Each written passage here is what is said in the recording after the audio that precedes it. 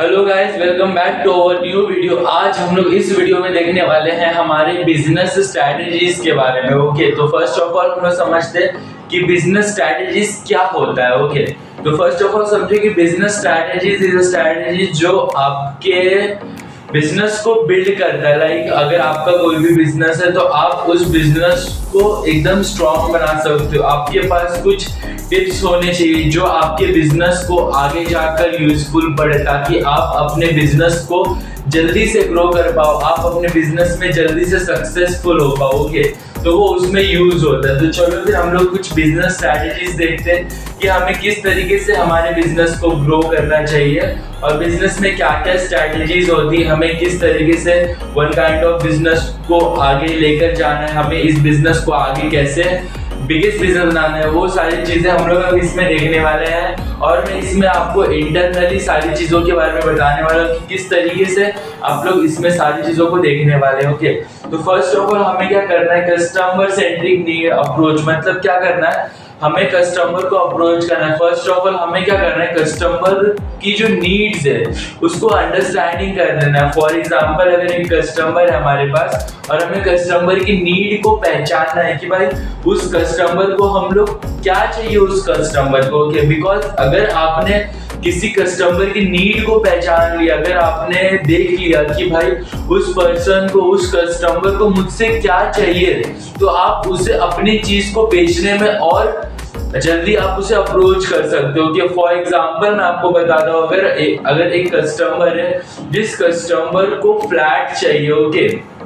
Okay, एक customer है, उस कस्टमर को क्या चाहिए, फ्लैट चाहिए, तो आप डायरेक्टली उस कस्टमर को फ्लैट अप्रोच नहीं कर सकते। फर्स्ट ऑफ ऑल आपको समझना पड़ेगा कि उस क्लाइंट की नीड क्या क्या है, उस क्लाइंट को क्या चाहिए। लाइक फॉर एग्जांपल आप ले लीजिए, अभी क्लाइंट आया, वो क्लाइंट मेरे पास से रूम परचेज करने के लिए क्लाइंट आया। ओके, एंड वो क्लाइंट मुझसे आके बोले कि सर मुझे फ्लैट चाहिए, तो डायरेक्टली मैं उसे फ्लैट नहीं अप्रोच कर सकता। मैं उससे पूछूंगा कि सर आपको फ्लैट के अंडर अराउंड आपको क्या क्या चीजों की नीड है, आपको क्या क्या चाहिए। और देखो मैं आपको एक माइंडसेट बताता हूँ कि अगर कोई भी इंडियन ह्यूमन मेंटालिटी है कि अगर उन्हें कोई भी चीज चाहिए तो मोस्ट ऑफ उनको ना सब चीजें पास में चाहिए होती है।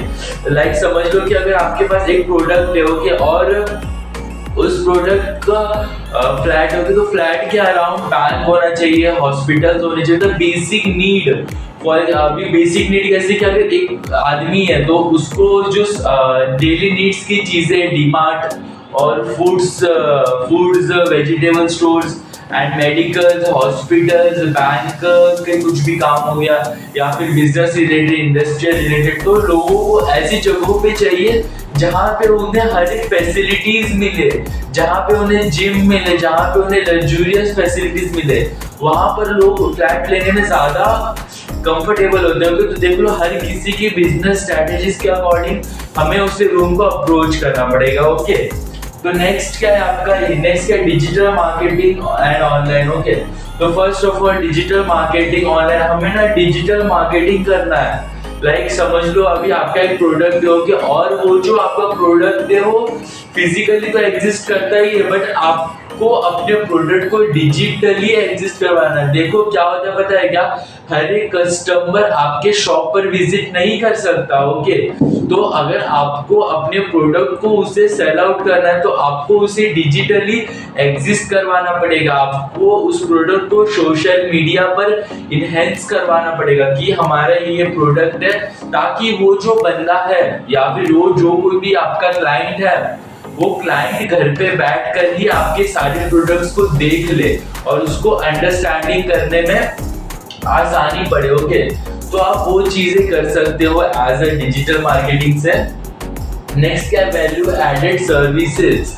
मतलब क्या कि अगर आप कोई भी कस्टमर आपके पास आ रहा है तो आपको उसे रिस्पेक्टफुली उसकी वैल्यू एडेड, मतलब फॉर एग्जांपल आप उसको उसमें बिजनेस रिलेटेड भी ऐड करके बता सकते हो। ओके, ये क्या होता है आपके बिजनेस स्ट्रैटेजीज में, ये इंपॉर्टेंट होता है। ओके, नेक्स्ट क्या है, आपको क्या करना है कि ये जो बैंड सर्विसेज है, देखो फॉर एग्जांपल क्या होता है पता है क्या, कि आपको कस्टमाइजेशंस भी बताने हैं। ओके, लाइक अगर आपने वैल्यू ऐड किया उसमें तो आपको बताना है कि आपको पर्टिक जो भी आपका क्लाइंट है उसको आपको अच्छे से अप्रोच करना है कि आप ये जो भी आप लेने के लिए आए होगे तो इसमें आपका ये बेनिफिट है। अगर आप हमारे पास से लोगे तो हम लोग आपको इसको कम में अप्रोच करेंगे। ओके, फॉर एग्जांपल अभी मेरे पास से कोई लेने के लिए फ्लैट लेने के लिए आया, ओके, एंड मैंने उनको बोला कि सर मैं आपको फ्लैट दूंगा और ये मैंने उनको सारी चीजें प्रेजेंटेशन के एक्सप्लेन कर दिया। ओके, बट अगर बात है लोन पास करने की तो लोन भी पास तो मुझे ही करवाना पड़ेगा, बिकॉज ऑफ अगर मैं मेरे क्लाइंट को हर एक चीज मेरे पास ही अगर मैं प्रोवाइड कर रहा हूँ तो मेरा क्लाइंट दूसरे के पास नहीं जाएगा। ओके, तो मुझे उस बात का ध्यान रखना है कि मेरे पास जो क्लाइंट है मैं उसकी हर एक नीड को पूरी करूँ। ओके, क्योंकि अगर मैं उसकी सारी नीड को नहीं पूरी कर पाऊंगा तो फिर वो क्लाइंट मेरे पास नहीं रहेगा, वो क्लाइंट मेरे पास से चला जाएगा। ओके, तो अगर मुझे उस क्लाइंट से अपना पैसा नहीं करवाना, लाइक मुझे वो क्लाइंट से सेल करवाना है तो फिर मैं उनसे अच्छे तरीके से कम्युनिकेट करूंगा, मैं उनको अच्छी चीजें सारी चीजों को one by one step by step explain करूंगा। ओके, तो ये भी हम ले सकते हैं। नेक्स्ट क्या है, नेटवर्किंग एंड पार्टनरशिप। ओके, तो समझो कि हमें क्या करना है कि नेटवर्किंग करना था। हमारा जो बिजनेस है, my network is my network. Okay, तो ये भी एक लाइन है। वो क्या होता है बताइए कि आपका जो नेटवर्क है वो आपको इंक्रीज करना है। फॉर एग्जाम्पल मैं बताता हूँ कि अगर मेरे पास मेरा रियल एस्टेट का बिजनेस है तो मुझे मेरे रियल एस्टेट की बिजनेस को ग्रो करना है। ओके, अगर मैं मेरा बिजनेस नहीं ग्रो करूंगा तो मैं अच्छे से इसमें नहीं स्टेबल रह पाऊंगा। ओके, फॉर एग्जांपल कि मुझे कोलैबोरेट करना पड़ेगा बहुत सारे बिजनेसेस से,